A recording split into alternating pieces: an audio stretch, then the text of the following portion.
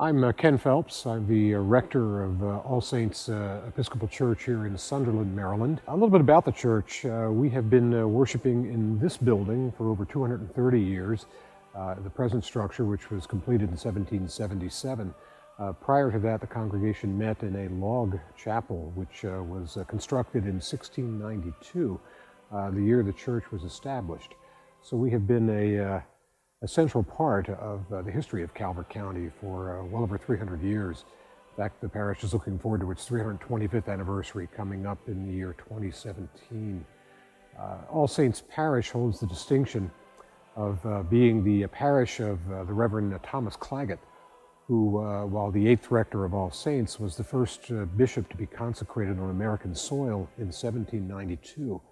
And he did serve this church actually twice, once prior to the Revolutionary War and then once right after, leading up to his election as the Bishop of Maryland.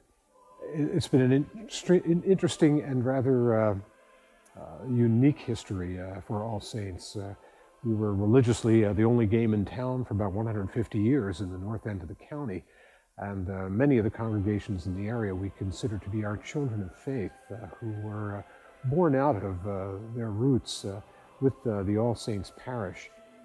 There is a rich history both of not just the white planters who erected the church, but also the African Americans, both slaves and freedmen, who had a huge role to play in the construction of this building and in actually the building up of the community itself. The records of Bishop Whittingham, which I've had the distinct pleasure of reviewing in the diocesan archives, clearly show the marriages, the baptisms, the confirmations of many individuals who called this their spiritual home. Again, both black and white Native American who passed through these doors and became part of the history and heritage of not just All Saints Parish, but of Calvert County. There was some tension within the parish. The priests who had been trained in England, who were coming to serve in All Saints, were really in the Wilberforce trajectory of abolition. Their desire was to see the slaves converted to Christianity and also educated. The planters had other ideas. So there was a constant battle between the two as to the rights of those who the planters considered to be property.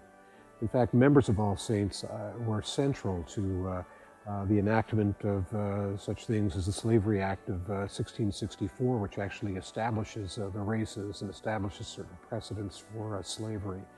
The priests, again, as I mentioned, with their desire to educate and convert the slaves, were met by a resistance which eventually produced a statuette that said in so many terms that even though one is converted, they are still a slave, that slavery is for life. And really at the at the pleasure of the owner. Although we are also aware that within the congregation there were freedmen who were present, who were landowners in Calvert County and also called All Saints their home. In the late 18th century, the Methodist Church really springs out of the Episcopal Church. It was the Loveland Lane meeting in, I believe, 1784, where the Methodist Church is established.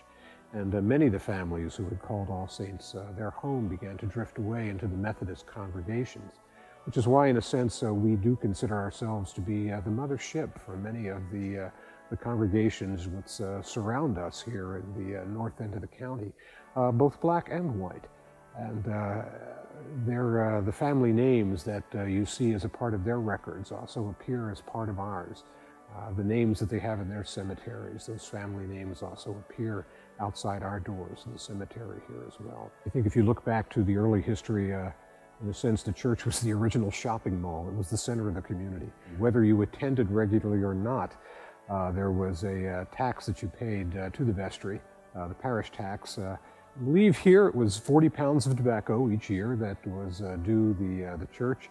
You could pay more if you wanted one of the choice seats in the building, but 40 pounds of tobacco was the going rate.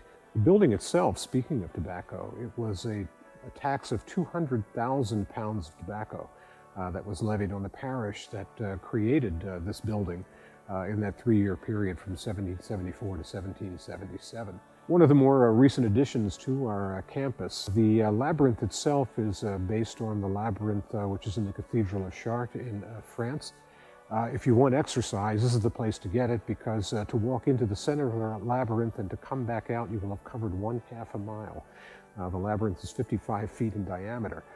So it's a good walk, and if done in the right spirit, a very beneficial walk, not just for the physical exercise, but for the emotional and spiritual high that also accompanies that journey. As times have changed, the Church, of course, in its mission has changed. In the last 2 years, All Saints has launched 2 initiatives, the first being the project to reconcile our past, wherein we are beginning to reach out to our children congregations, if you will, to collect the stories of the families who have passed through here.